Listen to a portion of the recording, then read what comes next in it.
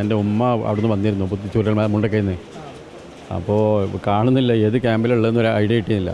ഉമ്മാൻ്റെ പേരെന്താ? ഉമ്മാൻ്റെ പേര് റുക്കിയ. ഉണ്ട്. ഉമ്മ ഇവിടെ പോളിയിലുണ്ടോയെന്ന് സംശയമുണ്ട്. തൊട്ടടുത്ത പോളിയിലെ ക്യാമ്പിലുണ്ടോ? ഉണ്ട്, സംശയം. ആരെങ്കിലും വിളിച്ചിരുന്നു? അപ്പോൾ വിളിച്ചുകൊണ്ടിരിക്കുകയാണ് രാവിലെ മുതലേ. പിന്നെ ഞാൻ മുണ്ടക്കയിലുണ്ടായിരുന്നു. അപ്പോൾ റിപ്പോർട്ടർ ചാനലും മാതൃഭൂമി എല്ലാ ചാനലുകളും എൻ്റെ ഫോണിലേക്കാണ് വിളിച്ചത്. അതുകൊണ്ട് ഞാൻ എൻ്റെ മാക്സിമം എൻ്റെ ഫോണ് പിന്നെ ചാർജ് ചെയ്താൽ 2-3 പവർ ബാങ്ക് ഉപയോഗിച്ചിട്ടാണ് ഇതുവരെ കൊണ്ടുവന്നത്. രാവിലെ പിന്നെ റിപ്പോർട്ടർ ചാനലിനും എല്ലാം പിന്നെ അവിടുത്തെ കാര്യങ്ങളൊക്കെ പറഞ്ഞു കൊടുത്തിരുന്നത് ഞാൻ തന്നെയാണ്. എൻ്റെ പേര് അബ്ദുൾ റസാഖ് മുണ്ടക്കൽ. ഇപ്പോൾ ഉമ്മാനെ വിളിച്ച് പോളിയിലുണ്ടെന്ന് പറഞ്ഞു. പോളിയിലുണ്ട്. അവിടുന്ന് സുരക്ഷിതമായിട്ട് പിന്നെ താഞ്ഞിലോട് പോളിയിലുണ്ട്, ഇങ്ങോട്ടെത്തുന്നതിന് മുന്നുള്ള സ്ഥലത്ത്. നിങ്ങളൊക്കെ ആ സംഭവം നടക്കുന്ന സമയത്ത് അവിടെ ഉണ്ടായത്? ഞങ്ങൾ വീട്ടിൽ നിന്ന് രാത്രി ശബ്ദം കേട്ട് പേടിച്ച് ഇറങ്ങി ഓടിയതാണ്.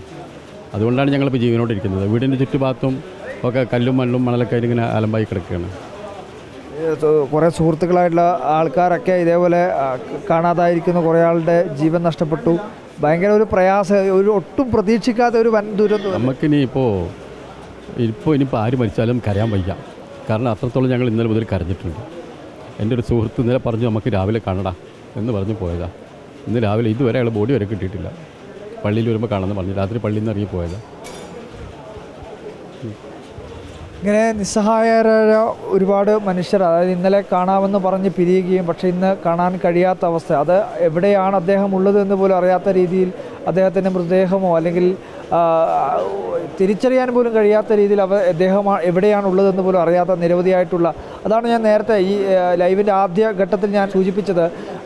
ഇന്ന് രാത്രി ആർക്കാണ് ഉറങ്ങാൻ വേണ്ടി കഴിയും? ഈ ക്യാമ്പിലെന്നല്ല, കേരളത്തിലെ അല്ലെങ്കിൽ കേരളത്തിലെ ഓരോ മലയാളികൾക്കും ലോകത്തിലെ ഓരോ മനുഷ്യർക്കും ഈ ദുരന്തം കണ്ടുകൊണ്ട് ഈ ദുരന്തത്തെ മനസ്സിലോർത്തുകൊണ്ട് ആർക്കാണ് ഇന്ന് ഉറങ്ങാൻ കഴിയുക എന്നുള്ളത് ഒരു വലിയ ചോദ്യം തന്നെയാണ്. ഒരിക്കലും ഇന്ന് രാത്രി ഉറങ്ങാൻ വേണ്ടി കഴിയില്ല. ഓരോ സമയത്തും നമുക്ക് ഓർമ്മ വരുന്നത് ഇവിടെ നടന്ന ദുരന്തത്തെ പറ്റിയാണ്.